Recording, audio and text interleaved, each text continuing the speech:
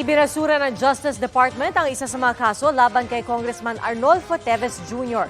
Kaugnay sa mga nasamsam na armas sa kanyang mga ari-arian. Sa susunod na linggo, ilalagay na raw sa International Lookout Bulletin si Teves na isa sa mga tatlong tinitingnang utak sa pagpatay kay Governor Roel Degamo. Nakatutok si Mav Gonzales. Matapos ang paghalughog sa mga bahay ni Negros Oriental Representative Arnolfo Teves Jr. noong March 10 na nagresulta sa pagsamsam sa matataas na kalibre ng mga armas, isang kaso ng illegal possession of firearms, ammunitions and explosives laban sa kongresista ang na-dismiss. Batay sa resolusyon ng Department of Justice noong March 14, wala raw matibay na kaso laban kay Teves. May nahuling armas sa ari-arian ni Teves na nakalisensya sa isang Roland Pablio. Sabi ng DOJ, tuloy ang kaso laban sa kanya. Bagamat hindi patiya kung konektado si Pablio kay Teves. Goes to show na wala tayong pinipilit dito. Kung manipis ang kaso, especially in this case na wala namang tinatawag na conspiracy to possess firearms, dinidismiss po ng DOJ ho yun.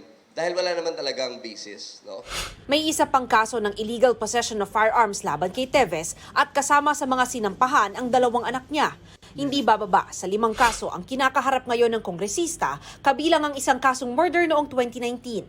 At ayon sa DOJ, isa rin si Teves sa 3 tinitingnang mastermind sa pagpatay kay Negros Oriental Governor Roel Degamo.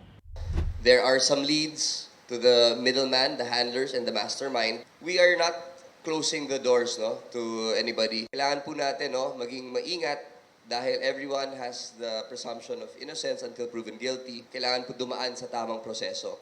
Pupulungin din daw ng DOJ ang mga alkalde ng Negros Oriental sa patuloy na case build-up. Nauna nang itinanggi ni Teves ang paratang na siya o ang kapatid niyang si dating Governor Pride Henry Teves ang nagpapatay kay Degamo. Sabi ng DOJ, inaalam pa nila kung nasaan na si Teves. Umaasa silang kusang uuwi si Teves matapos pakiusapan ni House Speaker Martin Romualdez. Ilalagay raw si Teves sa International Lookout Bulletin sa susunod na linggo.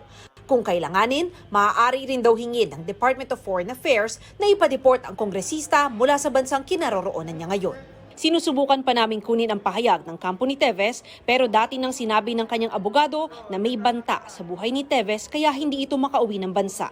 Para sa GMA Integrated News, Mav Gonzales, nakatutok, 24 oras.